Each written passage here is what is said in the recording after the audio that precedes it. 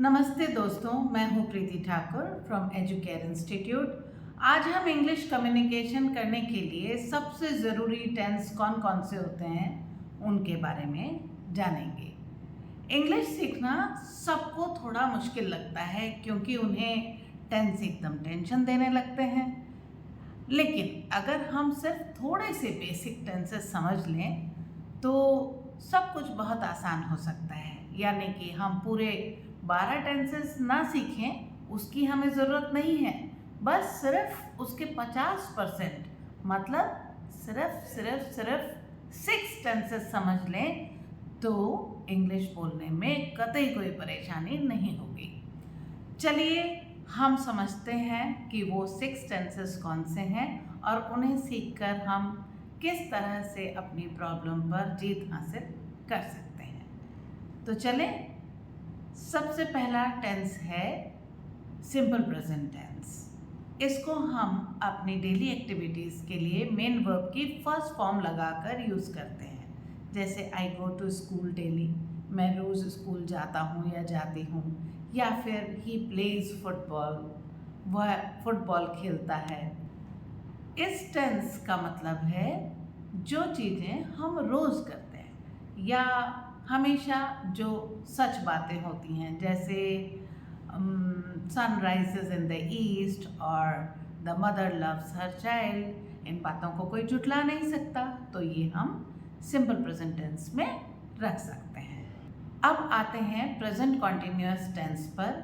ये current time में होने वाले एक्शंस के बारे में बताता है। जैसे I am learning English now, मैं अभी इंग्लिश सीख रही हूँ या सीख रहा हूँ। इस टेंस में आप helping verb is am are का यूज़ कर सकते हैं और मेन वर्ब की फर्स्ट फॉर्म में आई एन जी लगाकर उसको भी यूज़ कर सकते हैं। तो इसमें होता है कि जो भी अभी चल रहा है उसके लिए हम इस टेंस को यूज़ करते हैं। ये बहुत ही यूज़फुल होता है जब आप किसी को अपनी प्रेजेंट एक्शन को एक्सप्रेस करना चाहते हो। वैसे मैं आपको यहाँ पर बता दूँ कि प्रेजेंट कॉन्टिन्यूअस टेंस को हम और भी सिचुएशंस के लिए यूज़ कर सकते हैं। जैसे थिंग्स अरेंज फॉर फ्यूचर, तो उसके लिए भी हम यूज़ कर सकते हैं। जैसे I am going for holidays on this weekend, coming weekend. हम इसको एट द मोमेंट के अलावा अराउंड नाउ की सिचुएशन के लिए भी डाल सकते हैं।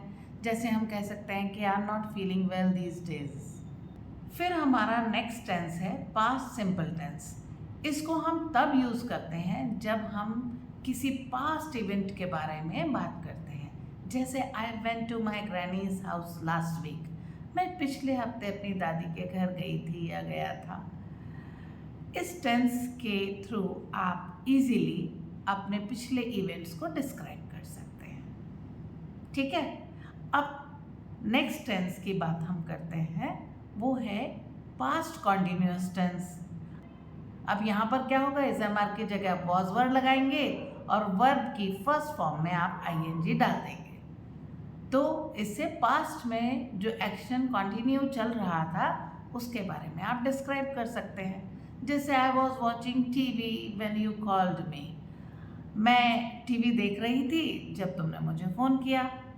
ऐसे सेंटेंसेस आपको पास्ट के ऑनगोइंग एक्शंस के बारे में बताने में मदद करते हैं। ठीक है, अब बात करते हैं फ्यूचर सिंपल टेंस की।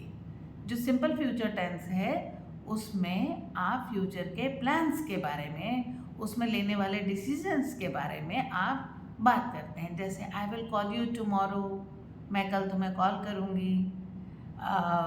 ये टेंस फ्यूचर के जितने भी एक्सप्रेशंस हैं, जितने भी एक्शंस हैं, उनको एक्सप्रेस करता है और उसके लिए एकदम फिट टेंस है।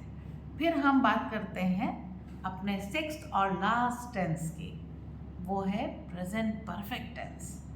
इसको हम यूज़ करते हैं जब कोई भी एक्शन जो हमने किया हो वो फिनिश हो गया हो, वो कंप्लीट हो चुका हो। जैसे I have completed my homework, मैंने अपना होमवर्क ख़त्म कर लिया है।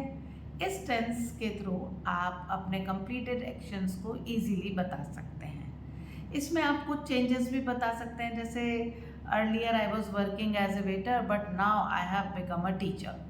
तो दोस्तों, ये थे सिर्फ और सिर्फ 6 एसेंशियल टेंसेस जो आपको इंग्लिश में कम्युनिकेट करते समय ज़रूर आने चाहिए। इन टेंसेस को अगर आप प्रैक्टिस करते रहे तो आपकी इंग्लिश बहुत बेटर हो जाएगी और आप काफ़ी कॉन्फिडेंट फील करेंगे। अगर आपको ये वीडियो पसंद आई हो तो हमारे चैनल एजुकेयर इंस्टीट्यूट को लाइक करिए, शेयर करिए और सब्सक्राइब करिए। अगली वीडियो में हम मिलेंगे नए टॉपिक के साथ। तब तक keep learning and keep practising. धन्यवाद।